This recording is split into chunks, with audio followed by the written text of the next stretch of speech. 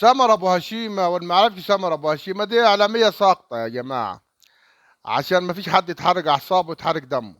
دي اعلاميه ساقطه، وبعد كده بعد ما نزلت في القناه بتاعتها حبت تعمل ترند، جت اخبط في الصعايده زي ما كل الناس او كل الاعلاميين الساقطين اللي يجوا طبعا يسقطوا، وبعد كده يقول لك نخبط في الصعايده عشان الترند بتاعنا يعلى زي تامر امين وامثاله وامثاله.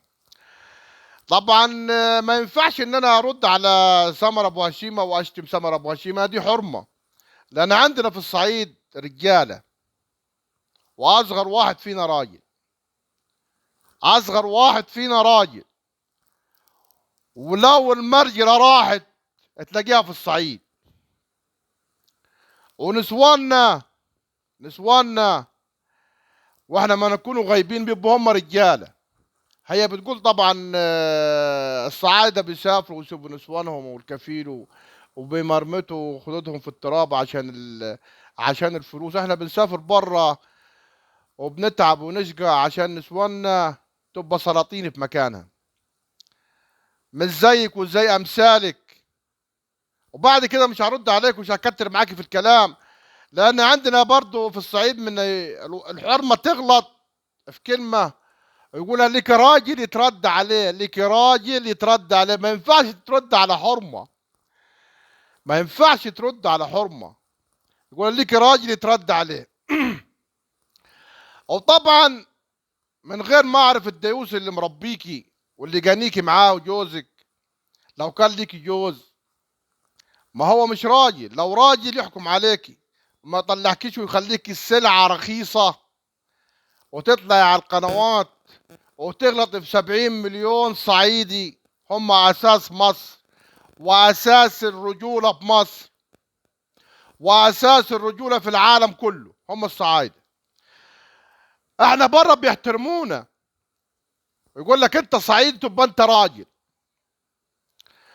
وقادة الجيوش على مر الزمان كانوا صعايدة. عندنا علماء وعندنا قراء وكانوا عندنا رؤساء وعندنا سلاطين وملوك. مش هكتر عليك في الكلام.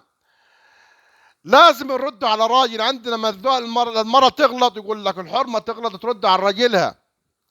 طبعا احنا عرفنا ان راجلك ده هو ما ينفعش انه يكون راجل، او جوزك ده هو جوز الحمام احسن منه. بس معقولة لو كان جوزك مش راجل، ابوك مش راجل، اخوك فين؟ اخوك مش راجل.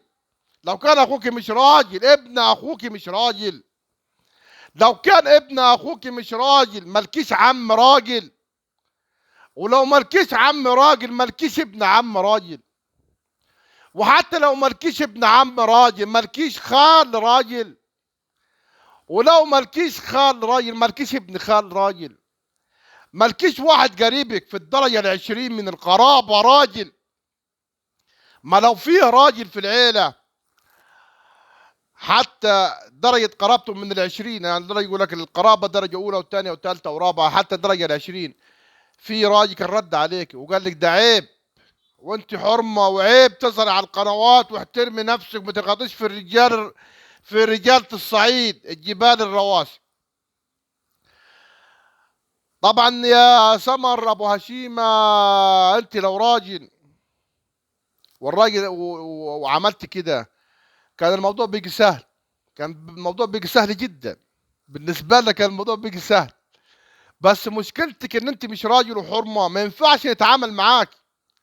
احنا عايزين لك راجل يظهر ويقول لك انا راجل، راجلها انا اللي احكم عليها، انا ابوها، انا اخوها، انا ابن عمها، انا ابن خالها، انا من بلدها وانا مسؤول عنها. عشان كده نعرف نتصرف. وده الانذار الاخير، الانذار الاخير، ده الانذار الاخير، الانذار الاخير. واجتنبوا، اجتنبوا غضب الصعايده. يعني الصعايده لحد دلوقتي صابرين صابرين كان يطلع راجل ويقول لك الموضوع تم واحنا اسفين. لحد دلوقتي محدش ظهر من الرجاله. والسلام عليكم ورحمه الله وبركاته.